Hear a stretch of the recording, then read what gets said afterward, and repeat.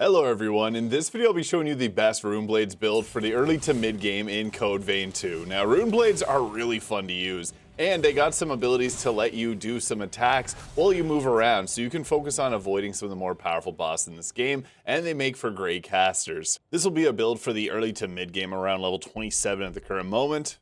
So for weapons here, the best thing is the Ancient Hunter's Rune Blades are extremely powerful and available early on in the game. You can also get from part of the story the Glutton's Eyes here, which are equally powerful. I have this powered up quite a bit, but even the VK Rune Blades are pretty solid. Now, one thing to note, if you want to be able to upgrade your weapons quite far after you beat Jose, you can actually go to the left and the right hand sections of the map and just run around collecting items and power up your weapon to make it a little bit easier on yourself. But these all have a very high cost to the willpower, or this one in particular having a high cost to the mind.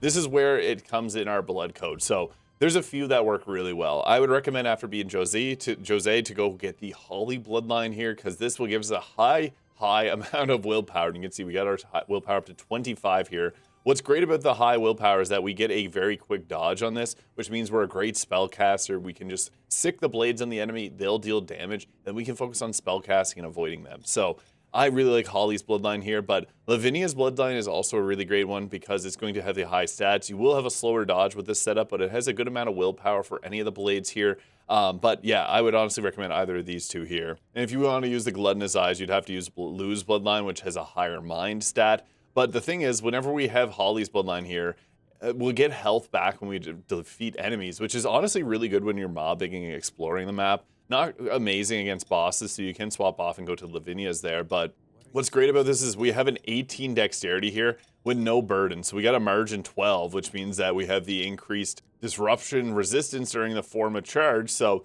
that's nice, but not super crazy useful. If you have Lavinia's bloodline, what's great about that is the status ailment buildup is very high on this build. So you can put things like toxins on your blades and they're going to be applied very quickly with the setup. So these two bloodlines are typically the best in my opinion here.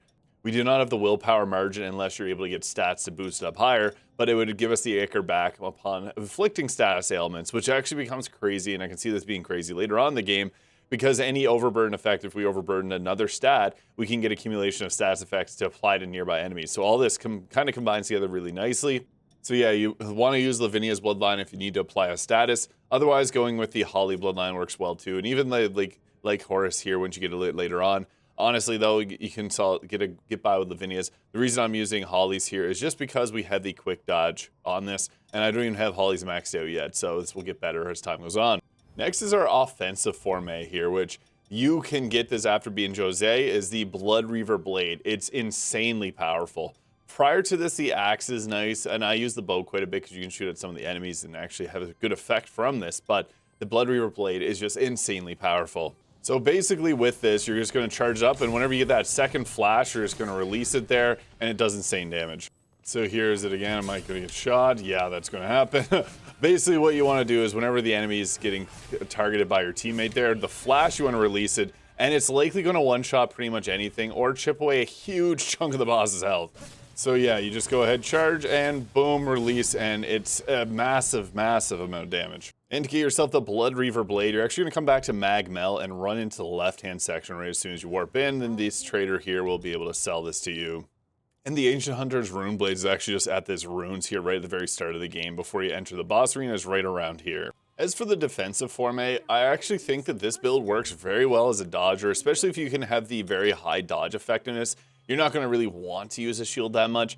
Just be mindful of the stat requirements that each of these brings, as some of them have a very high willpower and will make you dodge slower or put you overburdened. Sometimes you want the overburden for the blood code, especially later on, so it's something to keep in mind, but I typically go with a light shield here. If you like to use parrying, you can go with the parry shield, but you can see that it'll change our dodge effectiveness, so I'm just sticking with the light equipped ones, as I don't find this works as well on this particular setup, and we're mostly going to be a mobile type build, so I found that didn't work that great. Especially when we use a particular jail here with the bat. The bat is crazy because this will give us our blood back from range, so we get our Ichor back from range. And another thing with this is that it's going to do a bit of damage over time, and it's really easy to use. It also gives us a bit of a dodge. So the bats is crazy good because yeah, you get this little jump backwards, and you can even like time it too. Like you can charge and then get your jump back, and it's just nice because sometimes it's going to take you out of harm's way, but you basically want to be using your rune blades here, applying it on the enemies, and then you can use your bats to jump away, and it's going to be dealing a ton of damage over time, and then you can focus on casting. Another good choice, though, Ogre is going to be the quickest one just to get off, so this can be nice, especially if you like using Ogre. I found Reaper to be an alright choice as well, and even the Stinger or Ivy was pretty useful. You can experiment if you have one that you prefer using. I just found Bats to be by far the best on this particular setup, so that's what I rolled with. Now for boosters. This depends really where you're at and what bloodlines you've been able to max out and blood codes you've been able to max out. I went with one that's going to increase our max Ichor here, so this one you have to have at least... So this one actually doesn't work on this build unless you get the mind stat up high, so if you're using the other blades, this one will be a great one to increase your Ichor. Otherwise, we can go with an increase to like Dexterity here, which will give us a bit more damage. I also like the increased Fortitude there, which gives us more stamina, which is useful. I also have the sprint stamina cost down here, as if you're running around in combat a lot, this does help. +2 willpower and max stamina up. These are just the ones that I got at this point in the game. And I also really like to use the Bloodreaver Blade attack power up. This is like a 20% boost to the damage, and it's actually pretty crazy when you consider how much damage this weapon does without really anything else. If you get the bleed tracker, this can be nice to see the bleed build up on enemies, so you can use that to recover your Ichor a little bit better. But yeah, I honestly like to go with these setups here. Bit of more willpower, stamina cost down, and Bloodreaver Blade attack power. Now, as for our weapons, attacks, and skills, the Whirling Shredder is such a crazy good ability. Basically, you can throw this and it'll spin around in front of you. Why this is so good is there's a lot of large bosses in this game where it just goes right inside them and just chips a ton of damage. So this is crazy. The Stalking Saber is the same. This is for enemies that aren't as large. It's still really good. It will last longer than this Whirling Shredder will do, but the Whirling Shredder ends up doing more damage, and the Whirling Shredder has a lower Ichor cost. So these two are two that I typically run at all times. Adrenaline is really good throughout the entire game because this will boost up our attack power overall, which if we're just focusing on attacking and doing charge attacks, this is going to be the best way to boost that up. You can swap this off though, and I like to have Venomous Shot here. These have a really low Ichor consumption of only 3, and it'll do damage over time. So basically we want to go in, we're going to either use a Stalking Saber or Whirling Shredder to put the damage on the enemy there, and then use a Venomous Shot to just be able to apply the poison on the enemy, and if you want to go in and start attacking, you can use Adrenaline. Alternatively, we can take and put on something like the Slicing Vortex is really good. So it's actually a pretty flashy attack, though. It makes you attack really quickly, so if you want to swap off the Adrenaline, you can use this as well. There's also some other range attacks. We can go with like the Bolt Blast here. Bloody Impact's nice. I used to run Air Blast too, because this can break an enemy's guard pretty well. And even things like the Blow of Madness will boost the next damage attack. If you're doing a charge attack, that's pretty solid. And then obviously like Flame Weapon and Venom Mark are two good choices as well to put up extra damage on the enemy.